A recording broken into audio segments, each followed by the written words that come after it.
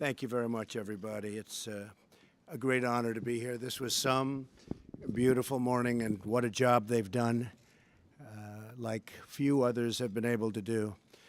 I am very, very proud of Lonnie Bunch, the work and the love that he has in his heart for what he's done is, I always talk about you need enthusiasm, you need really love for anything you do it successfully. And Lonnie, you are where? Come on.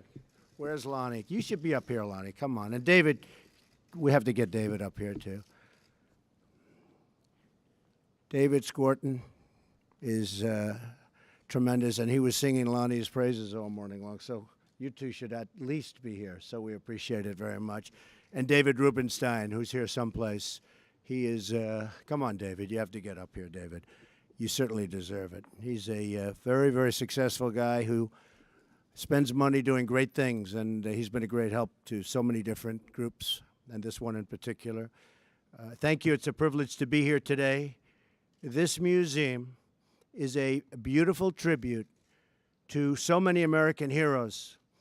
Heroes like Sojourner Truth, Harriet Tubman, Frederick Douglass, Booker T. Washington, Rosa Parks, the Greensboro students, and the African American Medal of Honor recipients, among so many other really incredible heroes.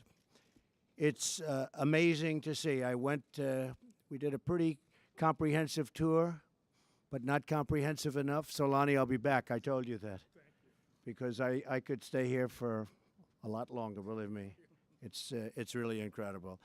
I'm deeply proud that we now have a museum that honors the millions of African American men and women who built our national heritage, especially when it comes to faith, culture, and the unbreakable American spirit. My wife was here last week and took a tour, and it was something that she's still talking about. Ivanka is here right now. Hi, Ivanka. And it really is very, very special. It's something that, frankly, if you want to know the truth, it's doing so well that everybody's talking about it. I know President Obama was here for the museum's opening last fall, and I'm honored to be the second sitting president to visit this great museum. Etched in the hall that we passed today is a quote from Spotswood Rice, a runaway slave who joined the Union Army. He believed that his fellow African Americans always looked to the United States as the promised land of universal freedom. Today and every day of my presidency, I pledge to do everything I can to continue that promise of freedom for African Americans and for every American. So important, nothing more important. This tour was a meaningful reminder of why we have to fight bigotry, intolerance, and hatred in all of its very ugly forms. The anti-Semitic threats targeting our Jewish community and community centers are horrible and are painful, and a very sad reminder of the work that still must be done to root out hate and prejudice and evil. I want to thank a great friend of mine, Dr. Ben Carson, and his beautiful family, Candy and the whole family, for joining us today. It was very special to accompany him and his family for the first time seeing the Carson exhibit. First time. Oh, I'm so proud. I love this guy. He's a great guy, really a great guy. And he can tell you better than me, but I'll tell you what, we really started something with Ben. We're very, very proud of him. Hopefully next week he'll get his approval, about 3 or 4 weeks late. And you're doing better than most, right? But the Democrats, they'll come along. I have no doubt they'll come along. But Ben is going to do a fantastic job at HUD. I have absolutely no doubt he will be one of the great ever in that position. He grew up in Detroit and had very little. He defied every statistic. He graduated from Yale, and he went on to the University of Michigan's medical school. He became a brilliant, totally brilliant neurosurgeon, saved many lives and helped many, many people. We're going to do great things in our African-American communities together. Ben's going to work with me very, very closely. And HUD has a meaning far beyond housing.